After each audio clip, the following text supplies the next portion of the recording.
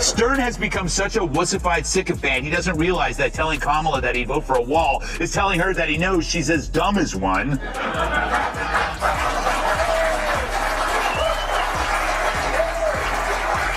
I mean, not to mention, Trump is the wall candidate, not Cackles McKnee pads.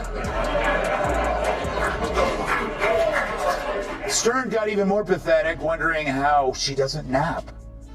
That brings me to Howard Stern and his interview of Kamala Harris, where he put the cards on the table about how he was feeling, in particular about her latest media tour, which did not include Saturday Night Live, but she was lampooned on it a little. A lampoon may be too strong, but she was mocked, as they usually do, just to Republicans. Take a listen. Like a relentless wrecking crew, Greg Gutfeld and Megyn Kelly tore through Howard Stern's once powerful reputation. Greg's cutting wit met Megyn's icy precision, exposing the startling transformation of radio's original rebel, once untouchable, now polished, tamed, and eager for approval. The fearless provocateur who once mocked everything sacred has shifted into a celebrity companion, no longer shouting for truth but quietly seeking acceptance. This wasn't casual criticism. A figure who once ruled the airwaves was thoroughly dismantled. Not a microphone remained. Illusions vanished. Stern's legendary status quickly dissolved into nothing but smoke. Hit like and subscribe to witness more unflinching breakdowns like this. It keeps the spark alive. With his trademark sidelong grin hinting at mischief. This is what keeps me up at night. I don't understand how my fellow Americans, I don't even understand how this election is close. And yes, I'm voting for you, but I would also vote for that wall over there. When you said you don't nap, I get it, because like what you've taken on is extraordinarily difficult. And I mean, do you feel the pressure of the moment in the sense that, like when I met you out in the hall, I said, I'm really nervous because I want this to go well for you. I want it to go well for the country. Even when I watch them on Saturday Night Live with the, where they have Maya Rudolph playing you, I hate it. I don't want you being made fun. Greg Gutfeld stepped into the spotlight. This time, politicians and cultural chaos weren't his focus. Howard Stern was in his sights. The self-proclaimed media king, the shock jock who once alarmed authorities and parents alike, now had to confront his own past. Greg wasn't merely poking fun. He revealed the cracks, highlighting the decline of a man who once symbolized rebellion and now exists mostly as nostalgia and a tarnished legacy. Period, while listening to it.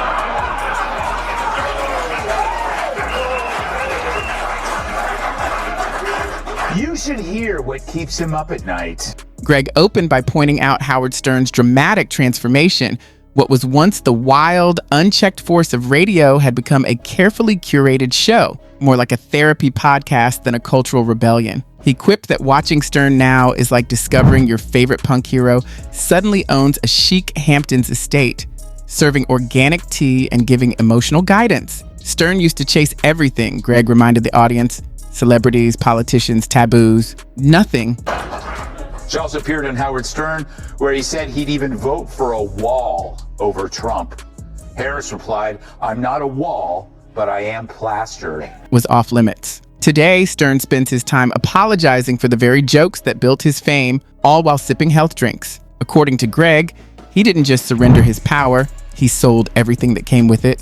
The microphone, the studio, the headphones, even his edge. The new Stern, Greg said, is a polished performer who never moves without permission, while the old Stern was a wrecking ball. After decades of shocking the airwaves, the irony of Stern now preaching tolerance and change was almost too much, and Greg couldn't hide his amusement. It is incredibly brave to take this stance after you've made $300, $400 million not being woke, right? Loving Donald Trump, exploiting the mentally ill, wearing blackface. Look at the crop of woke comics, whether it's Stern or Jimmy Kimmel, his BFF, Sarah Silverman, Joy Behar, Michael Ian Black. What do they all have in common? They wore blackface. And then they went woke. It's not a chicken or egg thing there. You know what order it came. Greg didn't hold back, calling out Stern's hypocrisy. For years, he had presented himself as the fearless voice of truth. Raw, unfiltered, untouchable. But everything changed once SiriusXM checks started arriving and celebrity friendships formed.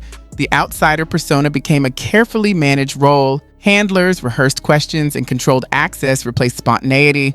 According to Greg, Stern gradually morphed into exactly what he once mocked, a pampered elite trading his sharp edge for ego and rebellion for reputation, all while insisting nothing had been lost. Slices at strippers' butts.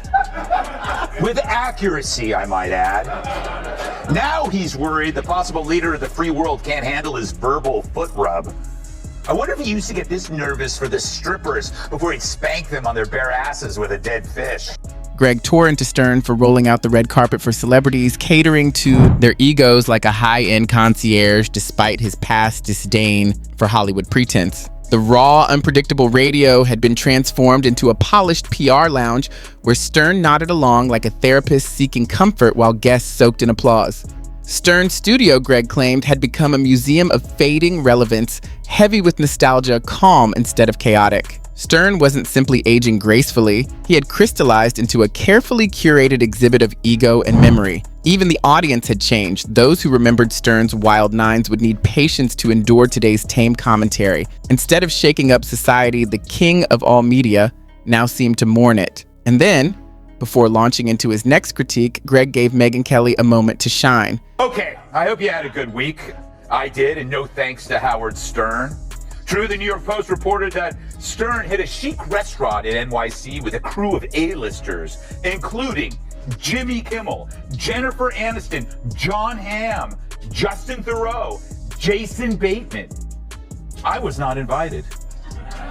I guess because my first name doesn't begin with the letter J. Megyn Kelly stepped in with icy precision, arguing that Stern's shift from rebel to relic wasn't surprising. It was inevitable. Without conviction, rebellion always bends toward compromise, and Stern proved it in real time. Loud, yes, but never truly brave, she noted. Once outrage stopped paying the bills, the volume quietly dimmed. Megyn insisted that Stern's so-called evolution wasn't growth at all. It was survival, a calculated effort to stay among the elite while turning away from the very audience that had shaped him. While today's Stern packages conformity as self-help, the old Stern mocked it relentlessly. No one asked for a gentle, soul-searching Stern, she said. People wanted danger, edge, and honesty. Instead, they got therapy-style interviews, faux enlightenment, and celebrity approval. Megyn also slammed his sudden moral grandstanding. There's too much at stake. I believe the entire future of this country right now, I mean, as America, land of the free,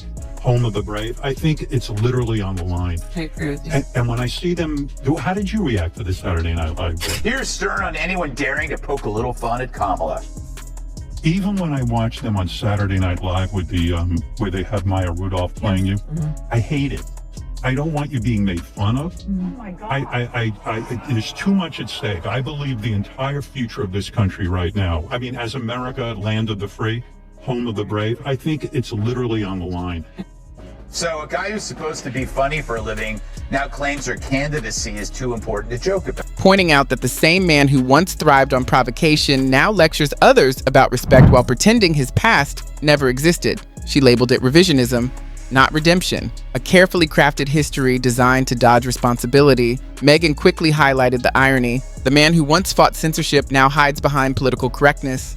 Stern, she said, didn't just join the establishment, he disappeared into it. The rebel who mocked virtue signaling now leads it proudly, competing for applause. Megyn compared today's Stern to a declawed house cat, purring for approval from those who once feared him, while the old Stern roared like a lion. He didn't grow up, he retreated for acceptance, not understanding. She also exposed his double life, the outsider living in a mansion among the wealthy, preaching empathy and progress to ordinary people. The man who once tore down cultural barriers now builds walls around his privilege. Well, I just saw it, actually, and it was funny. I am a huge fan of Maya Rudolph. I think she'd put a lot of time into doing the piece and the character. Okay, so I do think it's interesting. He's very scared. A lot of Democrats, I hear this from a lot of my Democrat friends. They're scared of Trump winning again. They're scared of Trump. Nothing in Stern's previous career that could withstand this modern witch hunt that he now embraces. So this is a form of restitution. Maybe he says, if I'm woke too, the crocodile will eat me last, but they always do eat. But I get it. He flipped from populist to elitist because Now he's with elitists. He's living in the Hamptons. What would the Stern of now think of the Stern of... Calling it progress. Megyn laughed at how Stern dodges decades of criticism as if his past were flawless, treating it like an ex he refuses to acknowledge. Yet, reality persists. The current Stern lives in the penthouse, but the old Stern built the empire. She remained baffled that someone who once defied authority now spends airtime endorsing it. Rebellion continued without him, and his once fierce voice now sounds like an audition for public approval.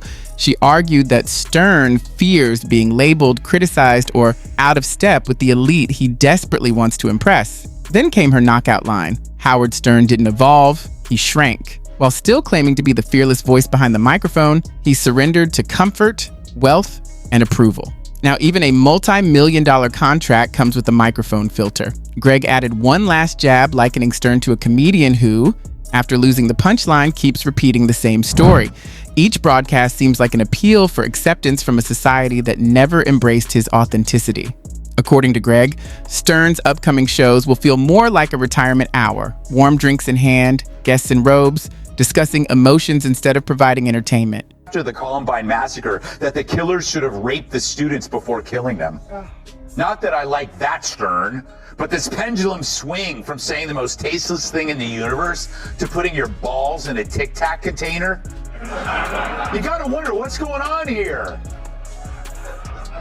It's striking that the king of the most misogynistic humor ever now turns into a breathless over a progressive, hopelessly shallow candidate. The rebellion he once led has faded, leaving only a muted echo behind a gilded microphone. Megyn agreed, delivering her conclusion with icy clarity. Stern's real loss wasn't growth, it was surrender. To sit at the table he once upended for sport, he had to trade his name, not gain wisdom. He found quiet, not peace, permission, not freedom. Both Greg and Megyn left the verdict open. Stern's fate may already be sealed, but its significance has diminished. With a final flourish, Greg circled the fallen figure like a vulture over a legacy in ruins. Stern insists his story's drama lies elsewhere, yet he refuses to see the collapse, trapped in a soundproof booth of self-deception. Though he now blends with the institution he once challenged, he still imagines himself a rebel. Controversy that once fueled him has been replaced by soft gloves and cautious whispers. For retiring rebels, what remains is comfort radio, warm drinks, reflection, and the faint hum of past chaos. And so, like a modern Duke of Burgundy, he sits atop his gilded throne as the monarch of all media. Greg couldn't resist mocking Stern's seemingly endless airtime spent on therapy, emotional breakthroughs, and detailed accounts of his spiritual journey. At the end of each segment, Stern still feels misunderstood. Simply redefining masculinity. And why is it always the male lefties who are so desperate to get rid of masculinity entirely? It's guilt and self-preservation. Because scrape beneath the surface of any liberal male and what do you find? A creep, terrified of his priggish past. Piggish past, I mean, not priggish. What is priggish? Greg joked that it's no longer a radio show, but an unsolicited audiobook read by a man chasing what's trending online. The real loss, Megyn said calmly, is that Howard Stern once had the reach, courage, and influence to question everything, and now he questions nothing. She argued that instead of challenging his audience, he now seeks their approval, driven by fear of being forgotten rather than conviction. Stern once used opposition to build his empire. Now he measures himself by how well he fits in. The rebel became law-abiding. The provocateur became a preacher. Megyn warned that this is the danger of replacing honesty with comfort. What remains is a hollow echo. It's not about growing up, she added. Erasing the past is pretending to be mature. Choosing approval over truth is the ultimate betrayal for a man whose reputation was built on unyielding honesty.